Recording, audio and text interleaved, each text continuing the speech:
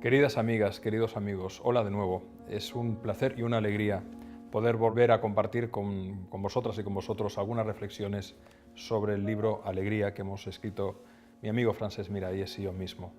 Hoy quisiera hablaros de la adaptación progresiva, de la resignación perezosa que mata la alegría. Y quiero hacerlo a partir de un pequeño relato que escribió el filósofo francés Olivier Clerc, muy interesante, que nos habla de los procesos de adaptación lenta y progresiva a entornos tóxicos, patológicos, hostiles, sin darnos cuenta que acabamos perdiendo no solo la alegría, sino también la salud, el buen humor, incluso la energía para vivir.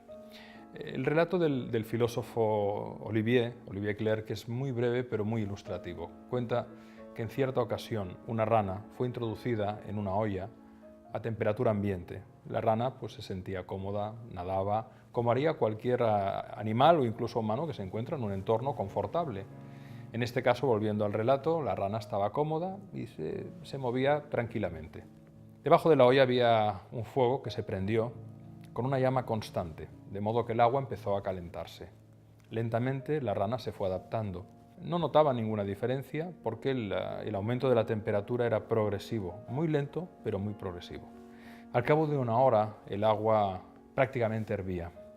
La rana seguía adaptada, se fue adaptando tan lentamente que no se dio cuenta y cuando el agua entró en ebullición, la rana finalmente murió cocida.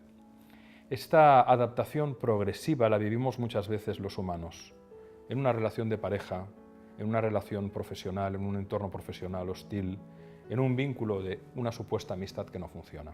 Vamos adaptándonos, vamos resignándonos lentamente y de alguna manera yo creo que el mensaje que nos da esta historia de la rana hervida es que debemos detenernos a pensar en la alegría.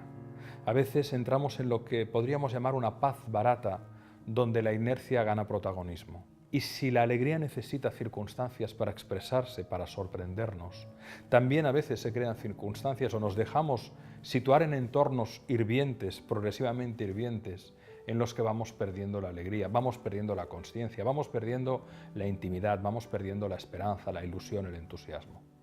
Tenemos que pararnos a sentir, es bueno detenerse a pensar. La sabiduría, que va muy ligada, creo, a la alegría, no se consigue por erudición ni se conquista por inteligencia. Hay gente muy inteligente que a lo mejor no nos puede dar un consejo sabio. Hay personas muy eruditas que tampoco no nos sabrán dar un consejo sabio. En cambio, hay personas humildes que se detienen a reflexionar y que en esa parada para el pensamiento crítico y la toma de conciencia forjan una sabiduría. Sabiduría y alegría van vinculadas. Y el ejercicio de pararnos a sentir y a pensar, de evitar esa resignación progresiva, esa paz barata, esa resignación perezosa, esa inercia tóxica, nos puede liberar de muchos sufrimientos. La invitación hoy es muy simple.